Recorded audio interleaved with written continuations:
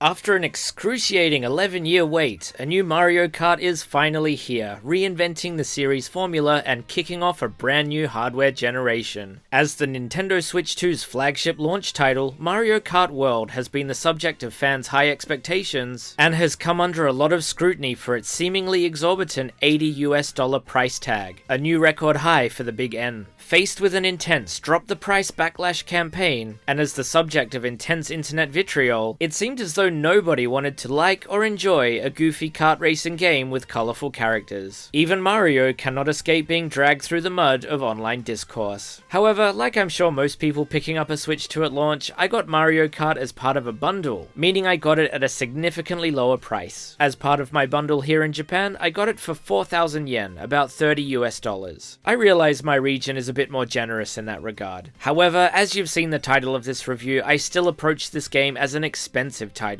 As for whether it's worth that $80 price tag, well, it's really quite a nuanced conversation, and will require a long assessment of all its facets. So in this review, I'll talk about the gameplay and other design decisions at length, and finally at the end, weigh up if it really is worth that asking price. I've played the game for about 40 hours, having 3-starred most cups, dabbled in online play, and cleared about 100 P-Switch missions in free roam. So I've got a pretty comprehensive understanding of this game. Now that that's out of the way, rev up your engines as we kick off a new Nintendo generation with this review of Mario Kart World. Right there in the title, the biggest twist this time around is the world of Mario Kart World. Courses are now connected to one another by routes, all of which exist on one large open world map. Gone are anti-gravity, gliders, and submergibles from Mario Kart 8, karts now transform into airplanes and jet skis to traverse the varying topography of the Mario Kart world. It's a shame that this island or region has no name, like Hyrule in Zelda or Paldea in Pokemon, so in this video I guess I'll just have to call it the world, or the Mario Kart World. Anyway, interconnected courses and these new styles of traversal make World feel like a vastly different experience from 8. Coupled with other new mechanics, I've had to undo 11 years of muscle memory and relearn Mario Kart from scratch. The most obvious change at first is that all your items are held behind you automatically. No longer do you have to hold ZL to use that green shell or banana as a shield, it's done automatically. So of course, I was accidentally dropping all my bananas and green shells when in first place, but it didn't take long to get used to it, and I really enjoyed this decision. It does make using items a bit easier. Anyway, as for traversal mechanics, this is where Mario Kart World truly becomes its own thing and charts its own identity. While the courses themselves feel like old school Mario Kart, tight turns that require drifting and mini turbos, and memorizing the shortcuts will help you immensely, the straightaways between courses in Mario Kart World give you a brand new way of playing the game. That is to say, in the form of in-the-moment decision making. A typical straight will have you maneuvering between oncoming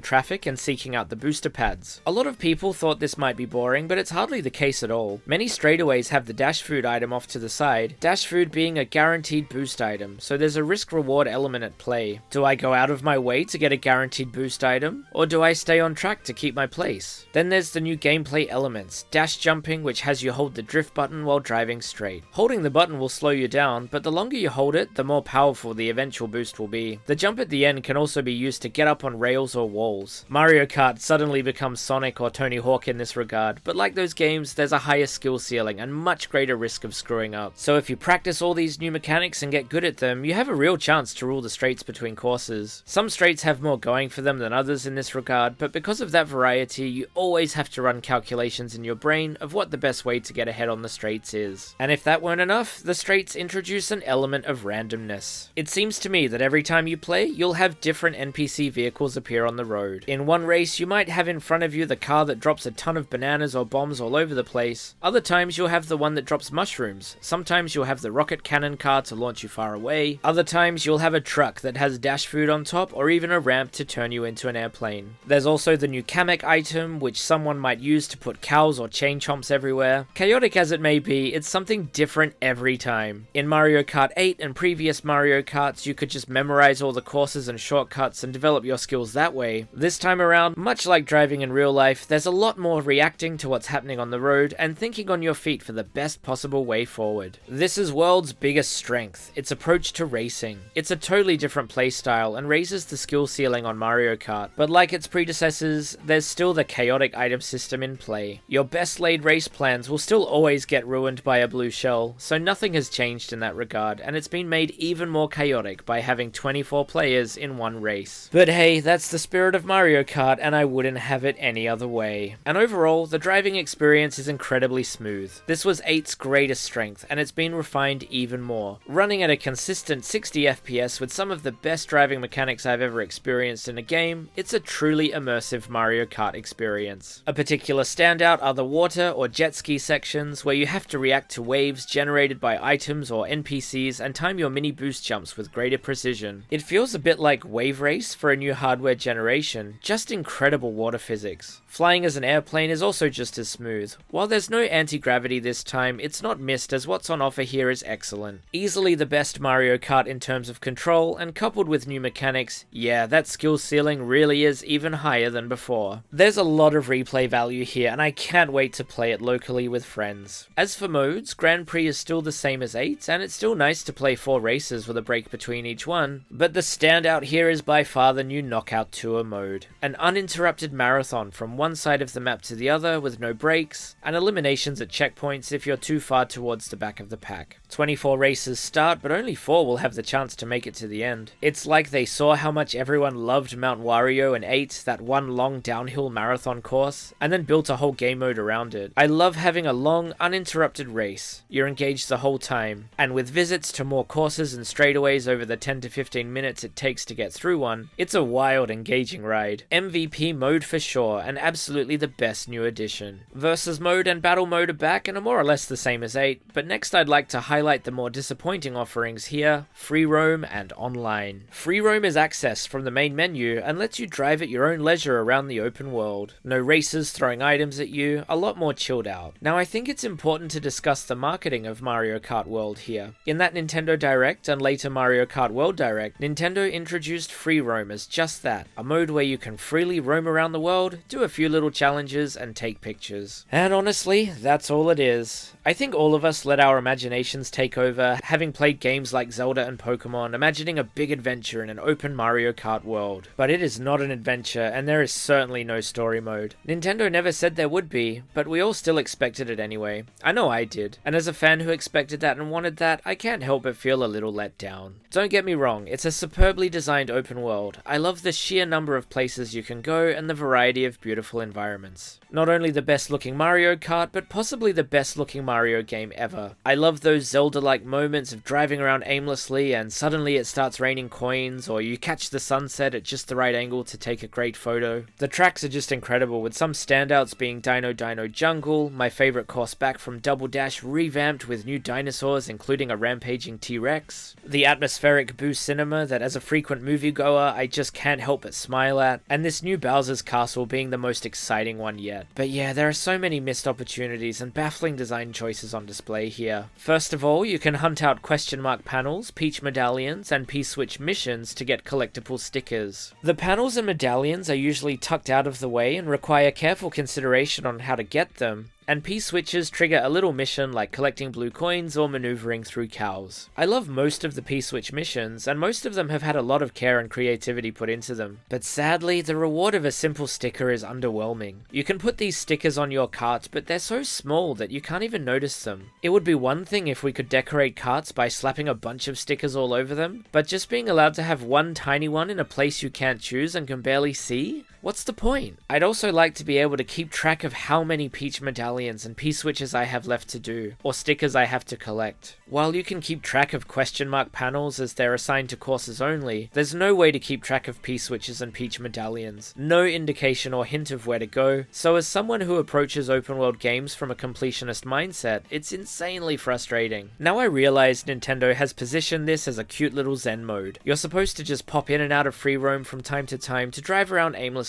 and chill out, and if you happen upon a P-switch, it's supposed to feel like a cute little ephemeral random encounter. But most of us who are buying this game at the time time of a new console launch probably do have a more serious mindset and want to feel a sense of progression for accomplishing missions and finding secrets. Zelda's open world is built around a sense of adventure, but Mario Kart World's open world design is one built around novelty. I get that not everyone wants to play it like I do, but having accomplished tasks rewarded with boring little stickers is not fun, especially when the rewards we do want, such as new characters, are tied to randomness. To get costumes for the main characters like Mario and Peach, you have to eat the dash food, and you might get a new costume. The garbage characters like Pianta and Sidestepper get no costumes at all. To get those costumes, you can look up an online guide to find out which dash food unlocks what, but with no indication in the game itself, Nintendo wants you to feel like you got these costumes randomly, maybe feeling delighted or surprised when you do get one. But worse than that is unlocking the garbage characters like Fishbone or Dolphin. One character I still need to unlock is Fishbone, but it can only be unlocked by getting transformed into one by the new Kamek item. The Kamek item is rare, and even if you're in the right geographical area to get the character you want, he still might turn you into something different. I was in the appropriate area to get Fishbone, but I was the one who used the Kamek item and transformed everyone else into Fishbone, but not myself, so I didn't get the unlock. I've played that course again and again, and Kamek has not yet reappeared. It's so unbearably frustrating that to complete the roster, you have to rely on randomness and luck. By playing the game as intended, it could be dozens if not hundreds of hours until you get a complete roster. So you get worthless stickers for doing missions, but character unlocks are entirely random? Shouldn't those two be switched around? I know not everyone has that completionist mindset, but this is Mario Kart, a fast-paced competitive racing game, not a cozy game like Animal Crossing. Players want to feel rewarded for doing things, so it's so frustrating. Why couldn't we have character-themed missions in the open world that result in unlocking that character? I'm just some random guy sitting in a room, and I think that would be a simple, doable way to put character unlocks in a major game like this. Why Nintendo thought randomizing character unlocks in a game like this just boggles my mind, and is one of several baffling design decisions on display here. Which leads me to the next disappointing mode of Mario Kart World, online. Now over the past 11 years, I've played a lot of Mario Kart Online, especially in its first few years on Wii U back when I had more time. Over the Switch One's lifespan, I went back to it now and then. And going way back in time, I played Mario Kart Online on 3DS, Wii, and even DS, with Mario Kart DS being the very first online multiplayer game I ever played back when I was a teenager. This is about 20 years ago now. Boy, time does fly. So Mario Kart has always been a consistent part of my gaming life. So with the Switch 2 touting a huge online component with the new GameChat feature and the revamped Nintendo Switch smartphone app, I was really hopeful that we'd finally get a modern and exciting online experience with Mario Kart World. Which makes it so painful to say that for the most part, Mario Kart World just copies and pastes 8's online, with the sole addition being Knockout Tour. Yes, you can do a bit of free roam between races, but that's hardly an innovation.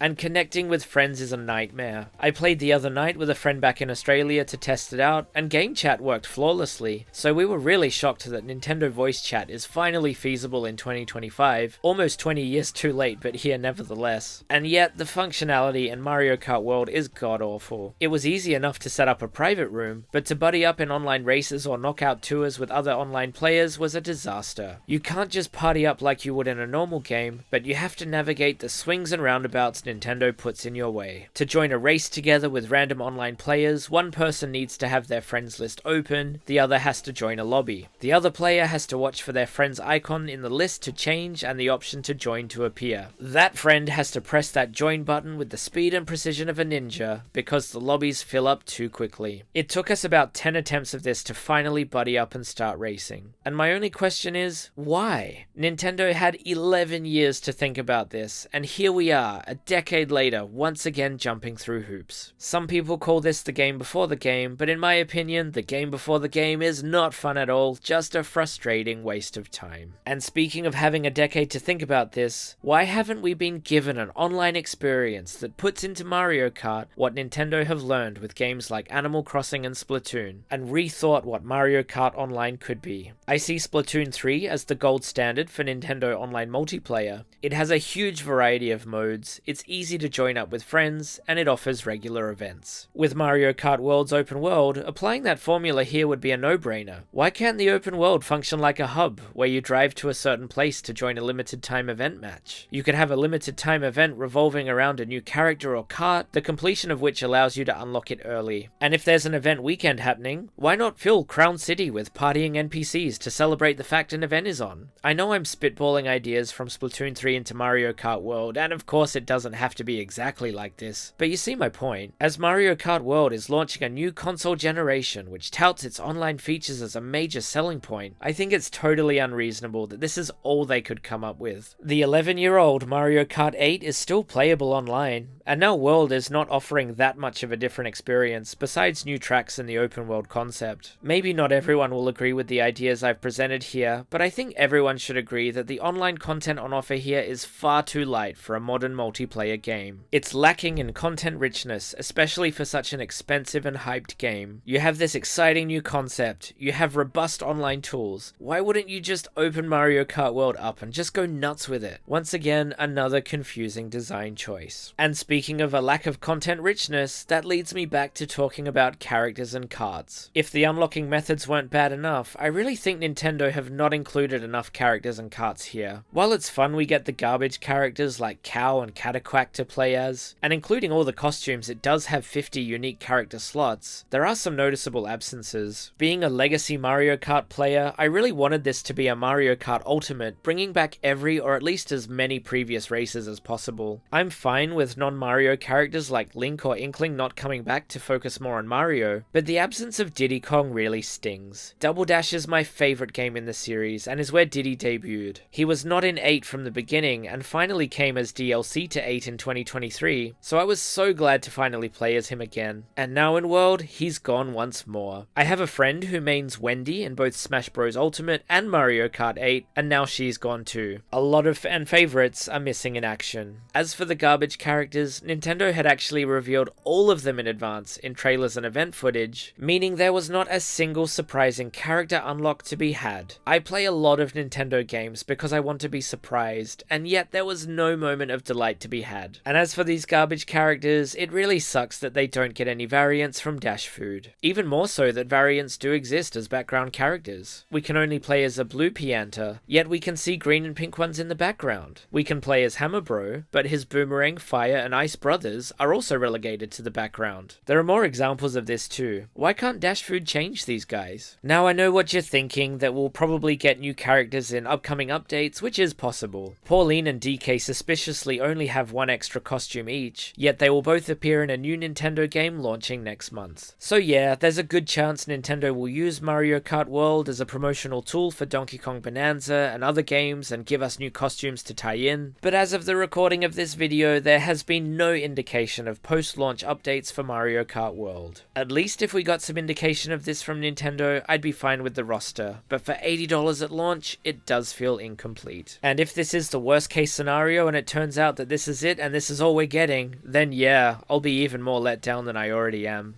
Yeah, I know that sounds like a lot of negativity, so I'd like to restate that the core experience is still a lot of fun. Learning those new techniques, taking in the scenery, and enjoying the chaos of multiplayer. It's underscored by the excellent music, easily a new benchmark in Mario Kart music, topping the high standards set by Mario Kart 8. There are hundreds of tracks here, and all of them are just wonderful. The nostalgic part of my brain definitely got a workout, as World not only celebrates Mario Kart, but the Mario series in general. The new remix of Dino Dino Jungle damn near brought a tear to my eye, but it's the Mario series music that adds another element. I'd be driving around in free roam and think, oh, I know this song. Where do I know this song from? Adding a kind of thinking exercise on top of the gameplay. I know that's not going to be for everyone, but it's a huge reward for someone who's 30 years deep in the Mario canon. And it's not just your standard Mario themes. There are some real deep cuts here, like remixes from Mario Paint and Flipnote Studio. Just driving around listening to the music was enough for me at times. It's that good.